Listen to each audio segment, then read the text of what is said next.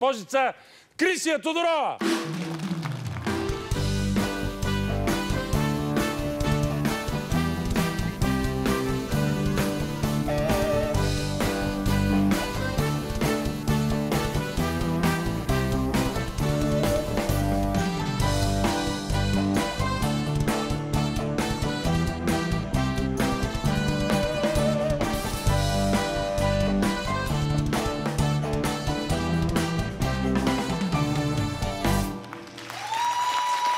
Здравей, Крисия! Здравейте! Вярваш ли ми? Какво? По принцип дали ми вярваш? Да. Нали знаеш, че те харесвам? Да. Много си красива.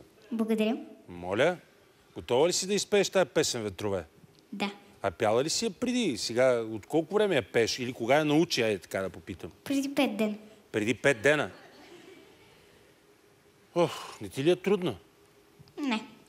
А зарадва ли се, като ти казаха мама и тати, че искат да изпееш тази песен? Ами да, зарадваха се. Добре, а притесняваш ли се? Не. Добре, кажи го на баща ти. Не. Добре, окей. Готова ли си? Да, готова съм. Уважаеми зрители, сега ще чуем песента "Ветрове" на Лили Иванова в изпълнение на моята голяма приятелка, която аз харесвам много, Крисия Тодорова.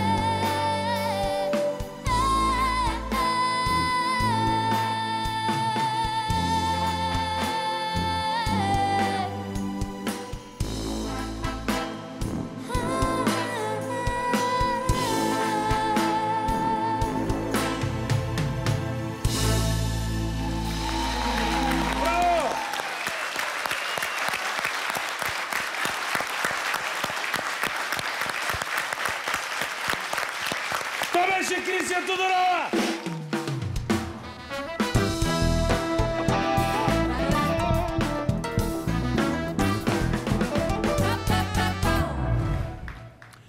Знаете ли колко е трудно това, което прави тя? Със сигурност. Да знае. Не, наистина. Да. Понеже съм минал по цялата стълбица на музикалното образование от дете, заедно с всичките си колеги, това, което прави тя, е ужасно трудно. Просто е много трудно. Цялото това съчетание на това, което иска да изпее, тя дори импровизираше вътре в парчето. Има ритъм с ритъма си играе вътре, с нюансите в гласа си, с тембрите. Това просто се е родила така. Много талантливо. Казвам ви го, за да знаете, че изглежда лесно. Това е като Стоичков, като вкара гола на германците 1994 година.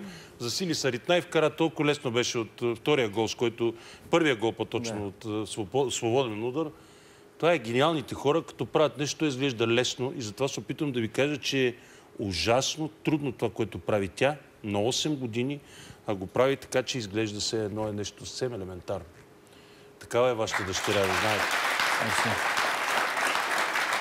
Такава дъщеря имате. Хареса ли ви песента? Много. Да. Това беше много специален прочит на тази песен. Ние сме я изпълнявали много пъти. Крисия даде своят принос в изпълнението на тази песен. Радвам се, че ми гостувате и че сте направили такова дете. Уважаеми зрители, това бяха родителите на Крисия.